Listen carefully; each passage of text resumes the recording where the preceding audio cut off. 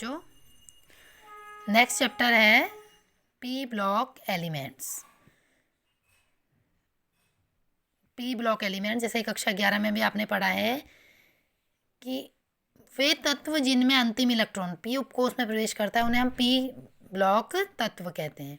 तो वर्ग 13 से वर्ग 18 तक के तत्व पी ब्लॉक तत्व कहलाते हैं। तो आपके कोर्स में 15वें वर्ग के, 16वें वर्ग के, 17वें वर्ग के और 18वें वर्ग के तत्वों का विस्तृत वर्णन है इस चैप्टर में है, जिन्हें हम पढ़ेंगे। तो सबसे पहले हम शुरुआत करेंगे 15वें वर्ग के तत्व से, जिसमें कि नाइट्रोजन परिवार के तत्व हैं। तो सबसे पहले हम इनका इलेक्ट्रॉनिक विन्यास लिखना सीखेंगे।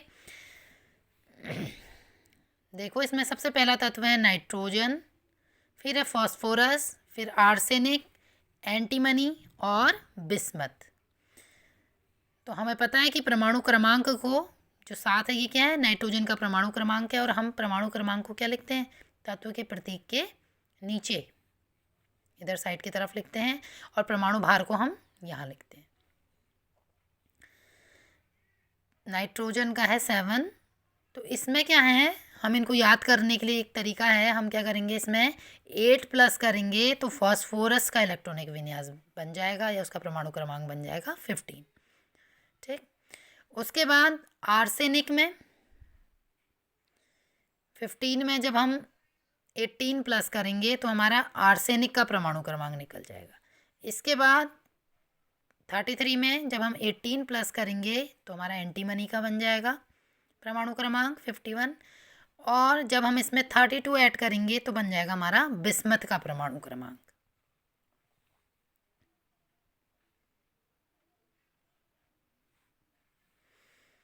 तो अब हम इनका इलेक्ट्रॉनिक विन्यास लिखना सीखते हैं। तो यहाँ पे बोरबरी का नियम लगा है, उसके अनुसार इसमें 8, 18, 18 और 32 इलेक्ट्रॉन बढ़ते गए हैं।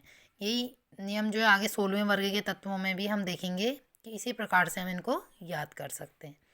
तो नाइट्रोजन का इलेक्ट्रॉनिक विन्यास आपको आता होगा 2 और 5 करके हम लिखते हैं ना। SPDF में अगर हम लिखेंगे तो ये आ जाएगा 1s2, 2s2, 2p3। आप फॉस्फोरस का लिखेंगे तो क्या आ जाएगा 2, 8, 5, 1s2, 2s2, 2p6, 3s2, 3p3। उसके बाद आर्सेनिक के इलेक्ट्रॉनिक विन्यास के लिए 18 और आ जाएगा, इनमें 2, 8, 18 और 5।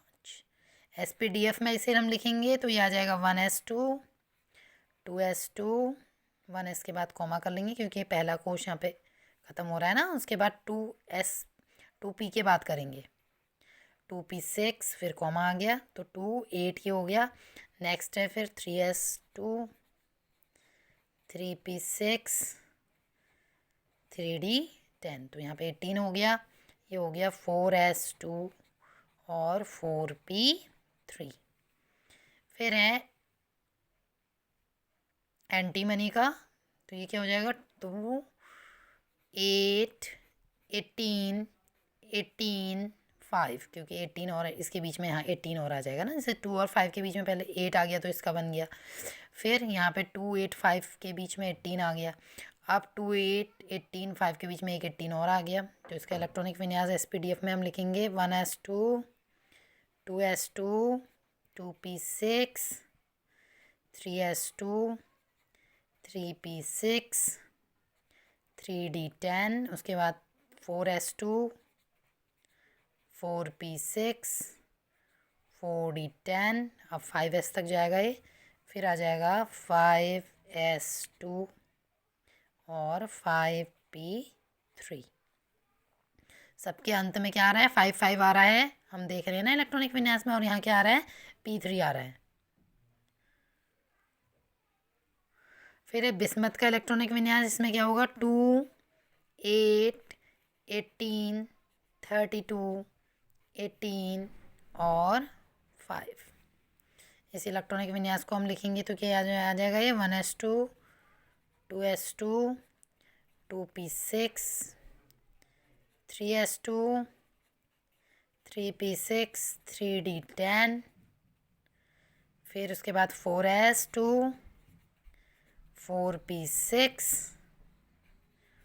4d10, 4f14, 4f14, इसका टोटल करके देख लेंगे 32 हो रहा है, 24 और 8 ये हो गया 32, ठीक हो गया। उसके बाद 5s2, 5p6, 5d10, 6s2 और 6p3। तो ये हो गया नाइट्रोजन परिवार के जो तत्व हैं हमारे, नाइट्रोजन, फास्फोरस, आर्सेनिक, एंटीमनी और बिस्मथ का इलेक्ट्रॉनिक विन्यास। अब हम देख रहे हैं 15वें वर्ग के तत्व हैं, तो इनमें क्या आ रहा है, सब में लास्ट में जो अंतिम इलेक्ट्रॉन है, अंतिम कोश है, उसमें कितने इलेक्ट्रॉन हैं, 5 इलेक्ट्रॉन है।